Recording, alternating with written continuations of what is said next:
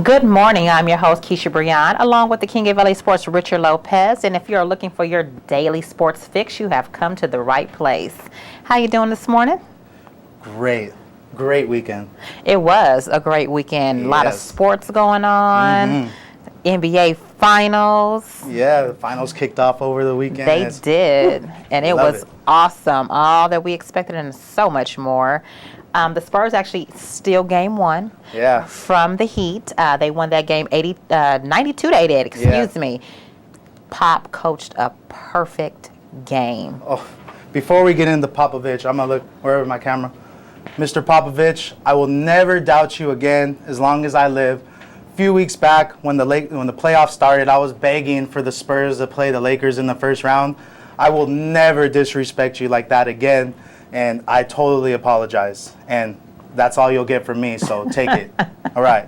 So Popovich, yes, he put together a great game plan. He did. They had a question on what the rest, the amount of time that they rested before the first game, would it take a toll on the Spurs? But not at all. They came out fresh as ever. It actually seemed like the Heat were the ones who had an issue with their short turnaround. You would think they would be the ones that were more in game form since they played a couple of days before the series started. But it definitely, the advantage went to the Spurs. Yeah, with a young team, you might worry about that, like how many days they have off and all that with a young coach. Spurs are a veteran team with a veteran coach, so time off for them, they're going to learn. They're not going to get cold. I bet you they were well prepared for this, and they're older, so they need to heal some of their injuries and get back to the Spurs form. Man, I can't get over it. I was begging for the Spurs to play the Lakers, and gosh, they humiliated the Lakers. And I'm never going to doubt him again. I just had to give him his props today. He's a mastermind. He is one of the great minds of basketball. Best coach in the NBA today. Yes, I can agree with that. I definitely agree with that. Yeah. Now, game two didn't so much go in their favor. They got demolished by the Heat, 103-84. 18-point win over 19-point win over the Spurs. And they just completely fell off their game plan. I really don't think there's any need to panic, though. The Heat did what they were supposed to do. They were at home. They won. You're supposed to win at home. But it was just like a completely different Spurs team. They only had 4 turnovers in all of game one, and they had 17 turnovers in game two. Heat scored 19 points off of those 17 turnovers, which is what they won by. Yeah. So if they would have just took care of the ball a little bit more, they might be up 2-0. I don't expect the Spurs. They're not. Popovich is too good of a coach. Their team is not going to have that many turnovers in San Antonio. When they go back to San Antonio, don't expect the Spurs to turn the ball over as much. The Spurs' game plan was basically to stop LeBron. And they did that. Yeah, and that's what they did. Their game plan was like how they did in the finals in 2007. Let the role players beat you. Except the difference now is the Miami Heat actually have role players that can beat you. Right. The Cavaliers really didn't have anybody that can beat you. So the Spurs are going to have to change up a little bit because they're shutting down LeBron. Yeah, and I like how they're making it like a big thing. Now they're ESPN. We're highlighting how great LeBron is, like assisting and rebounds and getting everyone else involved. If you ask me, he's being shut down, so he has no Leonard's choice but to. Great job on him. And I called it, just so he say. I said LeBron's gonna average 20 to 25 points in this series.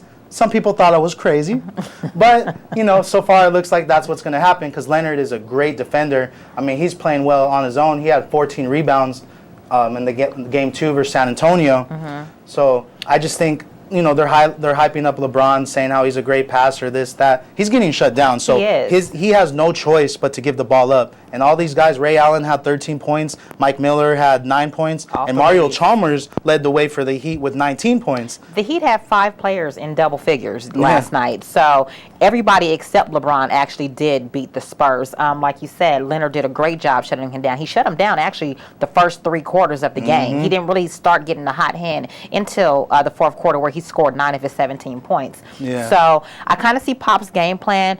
We can either let LeBron go off and shut down everybody else, or shut down LeBron and make somebody else beat us. But They won on like a 33-5 run in the fourth quarter, which is just ridiculous. Duncan, Ginobili, Parker, they went 10 for 33. So they were just having off games as well. So nothing was really going right for the Spurs last night. Yeah, Parker was getting roughed up a little bit, it seemed like, by the Heat players. And Mario Chalmers, he did better than I expected him to do on Tony Parker. He did a very good job. So I think Popovich needs to figure out, he can't just shut down LeBron. Like Ray Allen, he's going to hit threes. If he gets hot, that's a problem. So they're going to have to figure out a way to shut him down. So this is looking like it's going to turn into a great series. It will. I have San Antonio in 6. As do I. I said it before and I'll say it again. They stole one. They did what I said they need to do, which is take one and get the home field advantage back to San Antonio. And I stand by what I said. If they can steal an early one, Spurs in 6. Yeah, I was drinking some milk today, and I seen a picture of Manu Ginobili on it. Missing. He's been missing. I don't know where he's been. He needs to show up. He can't not have a series. Like, he's going to have to show up for the rest of the series if the Spurs want to win this, because he's a big part of their team. I think he will. He goes through his little streaks as well, and I think he just had an off game last night. I think he'll show up in game 3, which is Tuesday, I believe. I'm in San Antonio. He'll be okay. But we cannot end this segment without talking about that LeBron block on Splitter. Woo. Oh my gosh! Can we say Sports Center top 10, if not number 1? As Stephen A. would say, Thiago Splitter.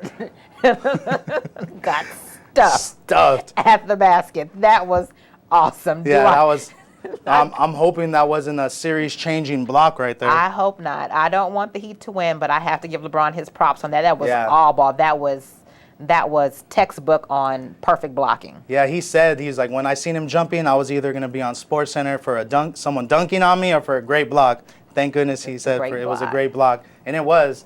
I'm very entertained by this series. You know, as much as I hate the Heat, it's like a love-hate thing. You know, of course I'm gonna watch them when they play. They're a great team. They're exciting, and it just goes to show if this is the new era of basketball. The Heat, the small game, the small guy game they play against the old school Popovich, the traditional defense, traditional offense against the new school. So we'll see where this game's going. I can't wait. Yeah, me neither. I cannot wait.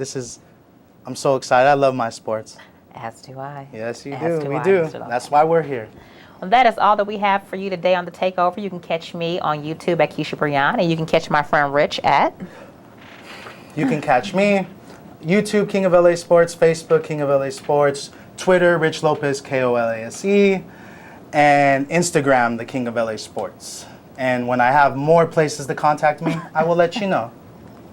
Yeah. So. Thank you very much for joining us today on The Takeover. Until next time, may the sports be with you. And don't be afraid to roll